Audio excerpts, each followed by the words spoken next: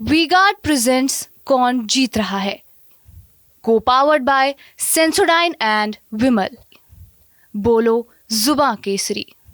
और कहते कि नारा तुम्हारे साथ अन्याय है, मैं तुम्हारे साथ खड़ा हूँ। हो सकता था ये फैसला नहीं लेता तो मैं सपा का झंडा लगा के भाजपा की मदद नहीं करूंगा, मैं भाजपा के लगा करके भाजपा की मदद करूंगा। अखिलेश यादव, कल घटना हुई, आज तक किसी से कुछ कहा? माननीय अखिलेश यादव से मिल करके हमको अपमानित कराया तो हमारे पास कैसे आएगा? इसलिए हमने तय कर लिया कि अब हमारा समाजवादी पार्टी से कोई रिश्ता नहीं रहेगा। देश में 1 जून को 7वें और अंतिम चरण का मतदान होना है। इन सब के बीच एक बार फिर सपा अध्यक्ष अखिलेश यादव को एक और बड़ा झटका लगा है। सपा के नेता और कई बार के मंत्री रहे नारद राय पार्टी की अनदेखी के चलते न सिर्फ समाजवादी पार्टी से नाता तोड़ चुके हैं, बल्कि उन्होंने अब भारतीय जनता पार्टी के साथ जाने का मन भी बना लिया है और पूर्वांचल में बलिया समेत अन्य सीटों पर बीजेपी प्रत्याशियों को समर्थन देने का ऐलान भी कर दिया है। और कहते कि नारा तुम्हारे साथ अन्याय है, मैं तुम्हारे साथ खड़ा हूँ। हो सकता था ये फैसला नहीं लेता।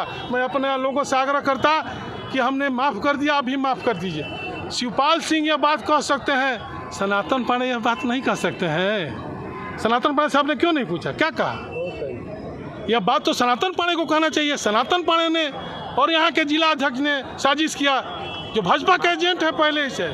तो मैं सपा का झंडा लगा के भाजपा की मदद नहीं करूंगा, मैं भाजपा के लगा करके भाजपा की मदद करूंगा, सपा का झंडा लगा करके भाजपा की मदद नहीं करूंगा। दरअसल हाल ही में वाराणसी में गृह मंत्री अमित शाह और नारद राय की मुलाकात हुई थी। मुलाकात के दौरान सुभाषपा अध्यक्ष और यूपी सरकार के कैबिनेट मंत्री ओम प्रकाश राजभर भी मौजूद रहे। इसी मुलाकात को लेकर पूर्वांचल की राजनीति और आखिरी चरण के चुनाव में एक नया मोड़ आ गया है। संभावना ये भी जताई जा रही है कि 29 मई यानी बुधवार को गृह मंत्री अमित शाह की मौजूदगी में नारद राय भारतीय जनता पार्टी की सदस्यता ग्रहण कर सकते हैं। जिस मंच पर राष्ट्रीय अध्यक्ष आपका नाम भी नहीं लेना चाहता है, आपकी उन योजनाओं को जिसने आपने बलिया में लागू किया, अखिलेश यादव से मैंने लड़ करके जनेश्वर मिश्रा सेतु, चंद्रशेखर विश्वविद्यालय, trauma centre, sports college, sewerage, Lohia बाजार सहित दर्जनों काम को कराया। क्या अखिलेश यादव नहीं बता सकते थे कि यह नारद राय के कहने पर मैंने किया? नहीं बताया। आपके कहने से सब मैंने याद किया और हमारे लोगों ने स्वतः स्फूर्त देखे होंगे आप, कम से कम 10,000 लोग यहाँ आए। किसी को न साधन दिया है न गाड़ी दिया है, सब लोग अपने गाड़ी करके साधन करके मोहम्मदाबाद, जहूराबाद से लेकर के बैरिया तक के आए हैं। सभी जाति के लोग आए हैं। इन लोगों के बीच में मैंने अपना दर्द रखा। इन लोगों का जो फैसला हुआ, उस फैसला के साथ अगर मैं नहीं खड़ा रहूँगा तो कल मैं कहाँ खड़ा रहूँगा?